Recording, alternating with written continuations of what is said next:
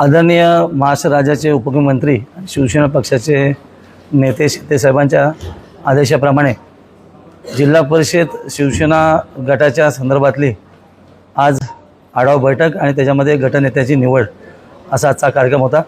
शिवसेना पक्षाच्या वतीने आमच्या घोसाळ साहेबांना त्या ठिकाणी प्राधिकृत केलं होतं। जो अधिकार त्यांना प्राप्त करून दिला त्यांच्या मार्गदर्शनाखाली आजची बैठक झाली आणि विशेषतः त्याच्यामध्ये माझी पत्नी मानसी दळवीला शिवसेना पक्षाचा गटनेता म्हणून त्या ठिकाणी घोषणा केली।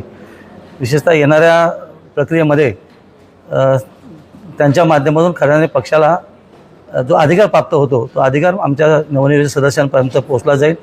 व्हीपद्वारे असेल, तोंडी असेल, या सगळ्या गोष्टी होतील आणि मग येणाऱ्या अध्यक्षाच्या निवडणुकीमध्ये जी काही प्रक्रिया असते त्या प्रक्रियेमध्ये महायुती धर्म पाळून आम्ही पुढे जाणार आहोत आणि म्हणून आजची प्रक्रिया अतिशय महत्त्वाची आहे, ती आम्ही आज पार पाडली।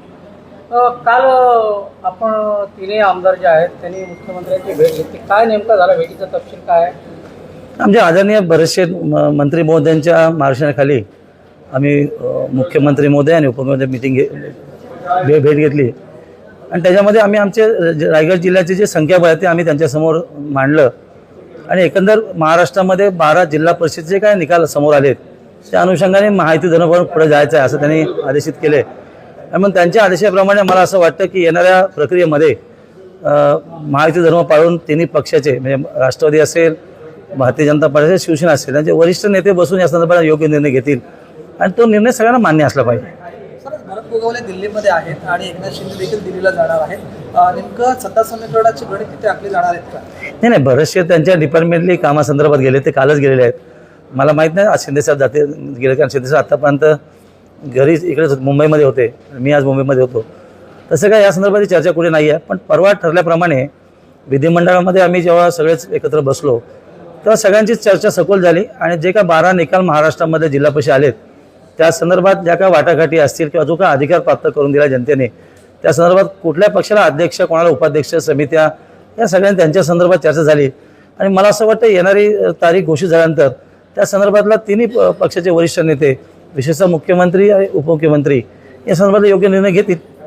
सर, निकाल ज्या दिवशी लागले जिल्हा परिषदेचे त्या दिवशी पहिल्याच दिवशी सुनील तटकरे असं म्हणाले की शिवसेना, राष्ट्रवादी काँग्रेस आणि भाजपची निवडणूक पूर्व युती होती, त्यामुळे आम्हाला कोणाला सोबत घ्यायची गरज पडेल असं वाटत नाही। आता त्यांनी त्यांचं मत मांडलं आहे, पण शेवटी महायुती धर्म सगळेजण पाळला पाहिजे किंवा सरकारमध्ये आपण एकत्र आहोत, केंद्र असेल, राज्य असेल आणि तटकरे साहेब तर केंद्रामध्ये आज त्या ठिकाणी खासदार आहेत, त्यांची मुलगी या ठिकाणी मंत्री आहे। त्याच्यामुळे मला असं वाटतं जरी भावनेच्या भरात किंवा लोकांमध्ये ते बोलले असले तरी शेवटी वरिष्ठ लेवलला या संदर्भातली योग्य निर्णय होऊन मला असं वाटतं त्यांचं मतपरिवर्तन नक्की होईल।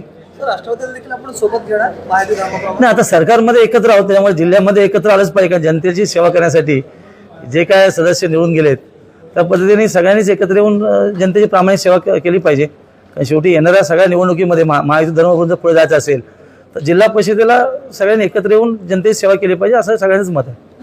राष्ट्रवादीचा कल सर भाजपसोबत जाण्याचा आहे, कुठेतरी आपल्या पक्षाला बाजूला ठेवण्याचा आहे?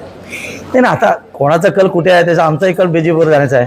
ह्या सगळ्या गोष्टी राजकारणात होत राहतात आणि सत्तेचं समीकरण ज्या पद्धतीने समोर येईल त्याला सामोरं जात असताना मला असं वाटतं महायुती धर्म सगळेच लोक पाळतील, कारण शेवटी येणाऱ्या ग्रामपंचायत असतील, पुढची येणारी लोकसभा, विधानसभा हे जर सगळं आपण बघितलं तर जिल्हा परिषद हे महत्त्वपूर्ण आहे। त्याच्यामुळे या निवडणूक प्रक्रियेमध्ये महायुती धर्म पाळून नक्की पुढे जातील।